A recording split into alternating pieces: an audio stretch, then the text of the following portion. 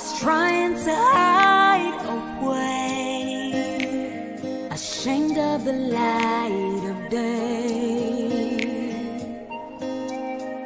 Made a choice, thinking I'd be free, but that choice, it imprisoned me in my shame. Till I stepped into the light of God's love, the healing began. I'm free from the shame, I'm healed of the pain. I will be silent no more. I'm free from the lies, love opened my eyes. I will be silent no more. Love broke through to the heart of me. Now the truth has come and set me free from the past. When I stepped into the light of God's love, forgiven at last, I'm free from the shame, I'm healed of the pain. I will be silent no more. I'm free from the lies, love opens my eyes.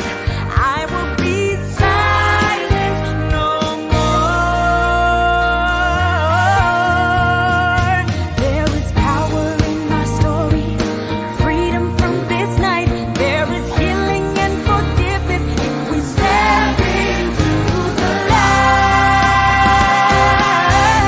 I'm free from the shame, I'm healed of the pain. I will be silent no more.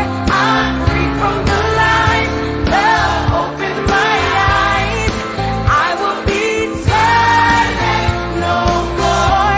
I'm free from the shame, I'm healed of the pain. I will be silent no more. I'm free from the lies, love opens my eyes.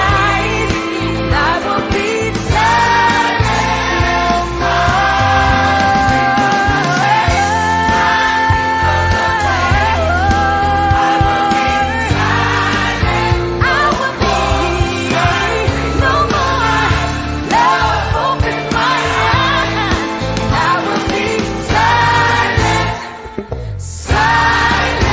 no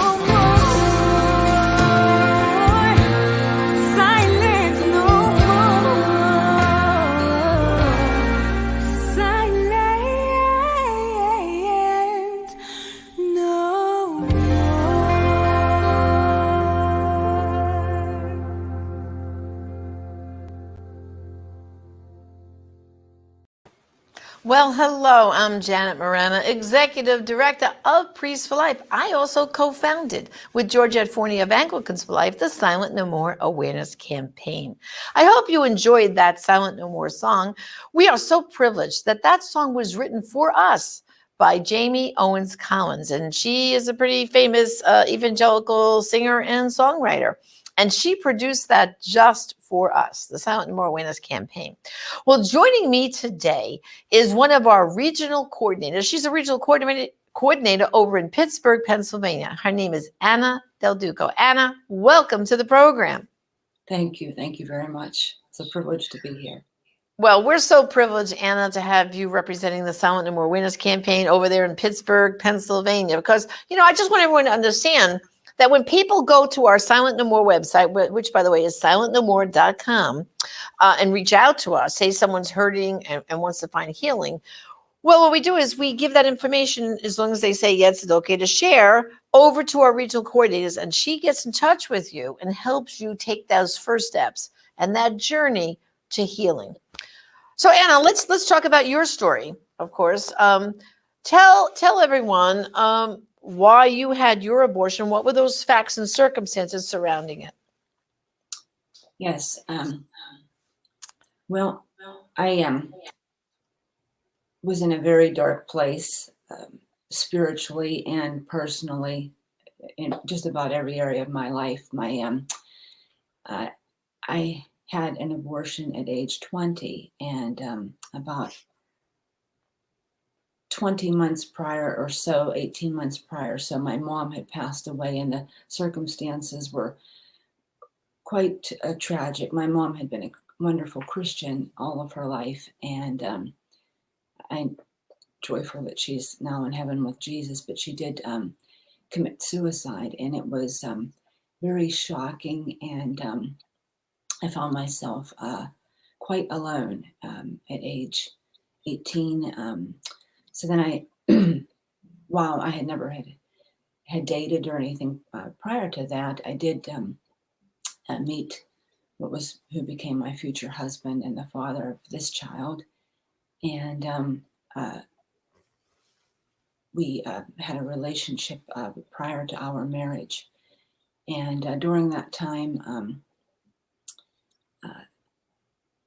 I made a lot of poor choices, and I had what I would call a spirit of fear, and actually a spirit of death.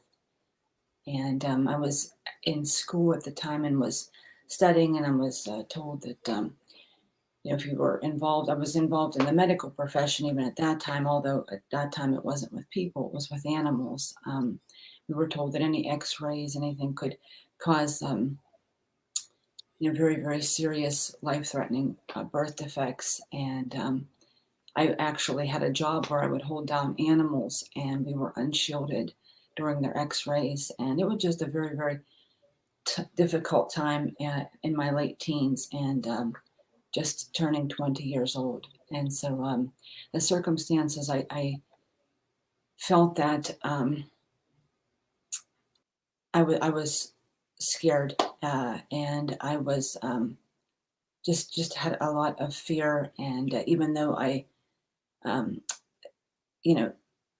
was against everything I was ever raised to believe, I did make that choice. I was told also in school by one of the, I guess, the people at the reproductive clinic or wherever it was, where I sought to receive a pregnancy test, that the child was not a child, but rather a blob of cells. And even though, I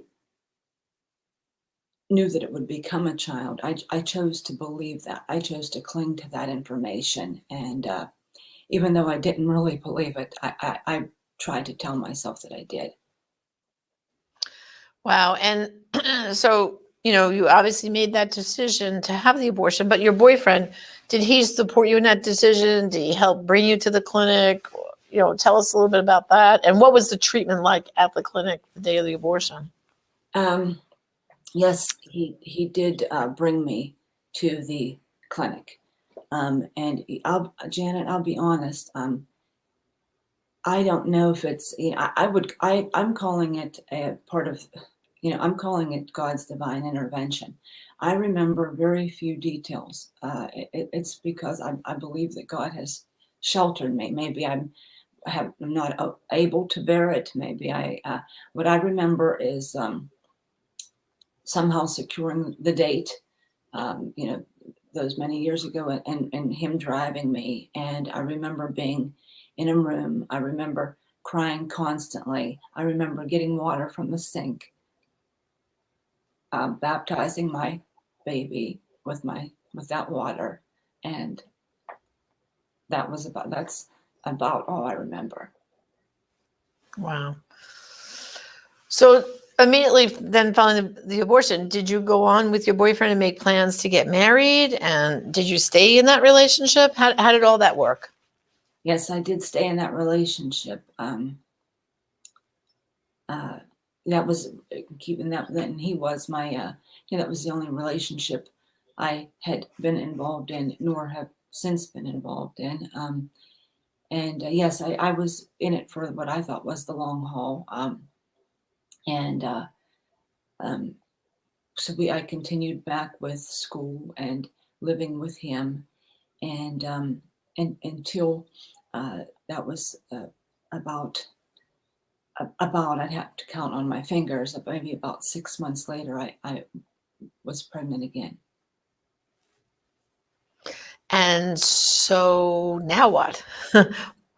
Well, Now what? I tell you what, Janet, the circumstances surrounding the entire thing are completely they require God's faith to believe. I know that I was just after I had made that choice, I was beside myself and cried out to God over and over again for just about anything I asked for the exact same child back.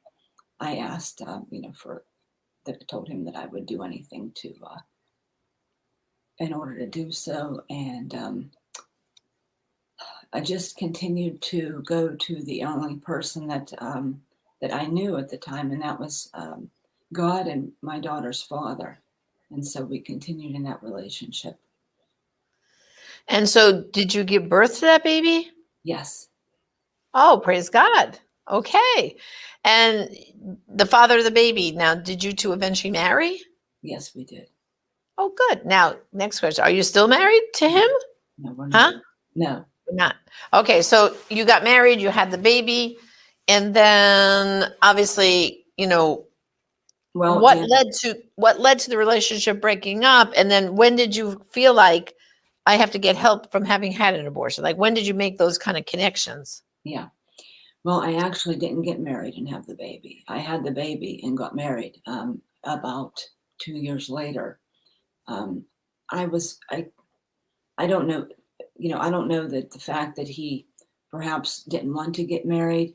In all honesty, it's I have been alone. Not I don't want to say alone, but my daughter and I have lived together without her father since she was. We got an official divorce when she was in, I believe, third grade, but we were apart from the time she was about 3 months old. So.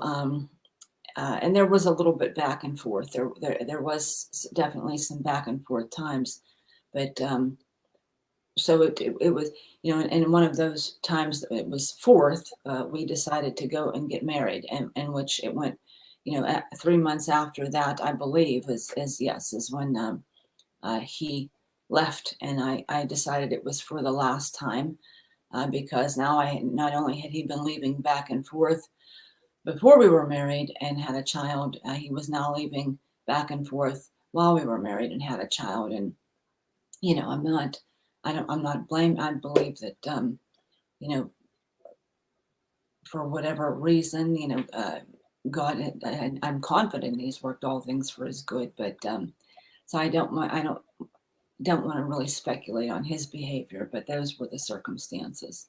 Right. So how long, now you're basically like a single mom raising your daughter. And how long did it take you till you sought healing from this abortion experience? And what was that healing journey like? And who was the source of your healing? What was the source? Right. Well, it was, I had just, in all honesty, that um, wound, that shame was, I did not seek healing for it other than God. I would pray daily. God, we all know that He knows our hearts, but praying daily, and praying for forgiveness daily, for the child daily, for for an alleviation of symptoms daily of that abortion led to, and I apologize. I'm because of the nature of these questions, if I've forgotten. So I actually suppressed the problem and to everyone I knew except for God, and I chose not to tell anyone. I after about 20 after about maybe 15 or 16 years, I did tell one friend, and it actually separated our friendship. She was there was some problems, and not that we don't love one another, but at the time it was difficult. And then I did tell another friend, and it actually separated that friendship also, unfortunately.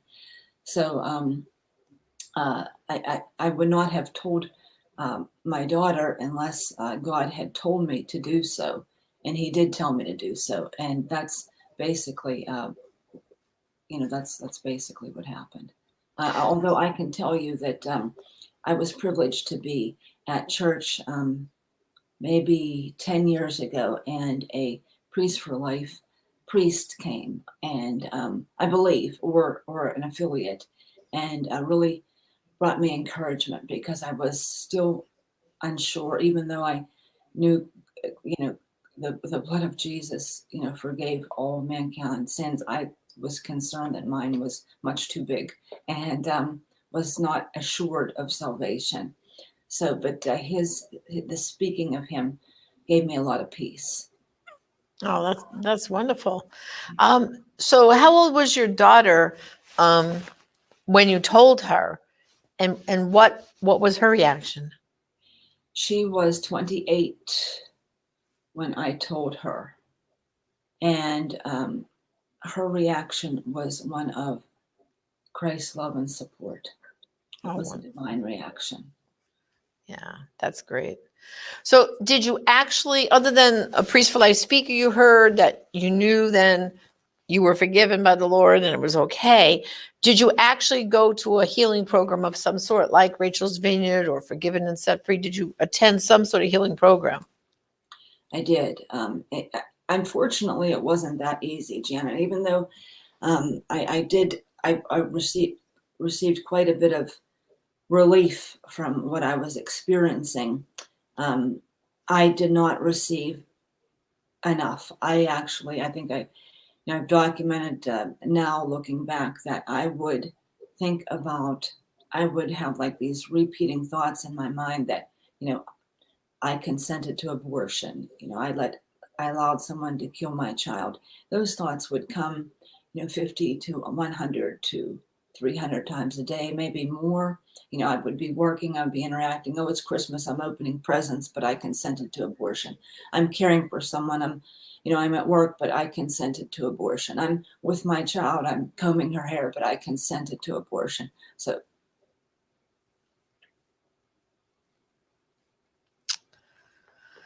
Yeah, it's like some women talk about, it's like a tape recorder keeps going off in their head until you get to the point where you do go to a healing program where you can kind of like unpack the grief. yes. And what was that healing program that you finally went to seek that kind of help? Well, that healing program actually, the healing program that I went to was Surrendering the Secret. Okay. It's an online program where there's the privilege of anon remaining anonymous, and still allowing your being privileged to go through all of the steps with the gals there that had also experienced abortion, and so that was quite the blessing. I will say before that though, I was very blessed to encounter a pastor who had, by the Holy Spirit, had given me a word of knowledge to share that I was forgiven, and that really actually to me was the defining point where I knew that I really, God's peace really did enter into my heart. So that was a great blessing. And then after about a year of closely pursuing, additionally pursuing God, as I had pursued Him all my life with reading scriptures and things, but I really tried to press in harder, and that led me to a place where I was, where I had went to the Surrendering the Secret, which was a great blessing. And additionally, God had spoke to me. He spoke to me to tell my daughter, and then He spoke to me to make that public. And I did not want to be obedient, but I was obedient, and I'm grateful that I wanted to be obedient, but I didn't. Of course, carnally, I was selfish and prideful. I did not want to disclose that to anyone, and so those took some steps. But yes, all of these things were stepping stones and great blessings to healing. So now you obviously found the Silent No More Awareness campaign, and I think you came to Washington to give your testimony, right? So tell us a little bit about that. Like, I understand you agreed to give your testimony because you thought you were being, obedient to what the Lord was telling you. But tell us what that was like. When did you come to Washington and giving your testimony publicly? Well, you know what, Janet, I apologize. I gave my testimony online. Oh, okay. I had never had social media until 2019, just before my sister passed away. And then I got on social media in efforts to follow my favorite pastor and to have those types of resources. And so when I told my daughter it was February, and then when God told me I had to make that public, it was March. And so I did those things. And I put like a full testimony on my Facebook page, and I had people express comments, which family members. I had before that. I thought, well, maybe God would be satisfied if I just told my family. And of course, he had wanted me to. He was pleased, but did want me to express that to everyone who I knew. So then I had to. I went ahead and I wrote everything out, and I expressed it online on Facebook. And it was after that I joined the Silent No More campaign and became a regional coordinator and things like that. Well, by being a regional coordinator, then you're assisting others who kind of feel the same way you're feeling. The way even right now, I could tell that you just sharing your story right now. It gets painful, Yes. when you keep talking about it and you bring it. But I know why you and the other women, you sacrifice yourselves because God's telling you to do that, because you're sharing in order. If there's other women listening right now and you're hurting, Anna is sharing her story so that you too can realize the Lord has forgiven you, that there's hope and healing. There's beautiful healing programs. You can go to abortionforgiveness.com. Just put in your zip code. You can see where is the nearest healing program to where you live. Anna even went one step further, and now she's a regional coordinator in the Pittsburgh area. So if there's people are hurting, you go to our website, silentnomore.com. You click on the little American flag there. You'll see how to get a hold of Anna. And that's what Anna does. Like she said, it's an internet thing. They'll chat on email, right, Anna? And you'll talk to other women or men and help them get that same sense of peace. Yes. That you now have. See, I want people to understand that even though, and because I've seen this time and time again, you're telling your story and it seems like you're struggling, Yes. but also too, deep down, you might want to share that you are at peace about this right now. Oh, yes. I'm so grateful. I mean, I think that the fact that it was 30 years, it was, Janet, it was actually about 30 years. I received that, like I would call a prophetic dream from God to share that. And I think almost down to the day that the abortion occurred. I could be wrong, but I think the day that I told my daughter was probably exactly 30 years from the date of that abortion. Like I said, God has been good to me because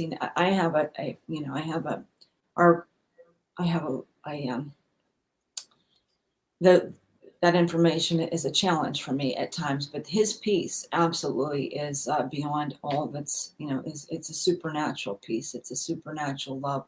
It's a supernatural intimacy that can only be obtained through that healing. And I'm just so grateful for that. And so, yes, the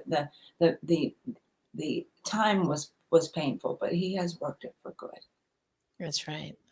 Well, Anna, I just really want to thank you for once again being willing, to expose yourself out there, to give your story once again, because I know you do it for the memory of your baby, but also to reach others that are hurting, to say you don't have to be locked in that silence. You don't have to be locked thinking that this is an unforgivable sin, that the Lord won't forgive you. But no. He will forgive you. And I just want to thank you so much for being willing also to be a regional coordinator in the Pittsburgh area, because I know there's other people hurting, and hopefully they're hearing this today, and they too will go to the website and be in touch with you, and you'll hold their hand like others have held yours and find that hope and healing. So Anna, thank you so much for joining us today. God bless you. Thank you, Janet. God bless you. Thank you. Well, brothers and sisters, thank you for joining us. And I hope you go to our website, silentnomore.com. There's a lot of resources there. Go to the page, abortionforgiveness.com. Put in that zip code and see where are the other healing programs in your area. Reach out to others that you know who have had abortions, that need this peace like Anna's found, and find forgiveness. And finally, if you want to read testimonies like Anna's and others, just go to abortiontestimony.com. We have hundreds and almost thousands of testimonies up there, written and video form. And you need to spread the word that abortion is the forgivable sin. The Lord's mercy is here for them. And these ladies and gentlemen of the Silent No More Awareness Campaign will be silent no more. Until next time, this is Janet Morena. Thank you for joining us, and God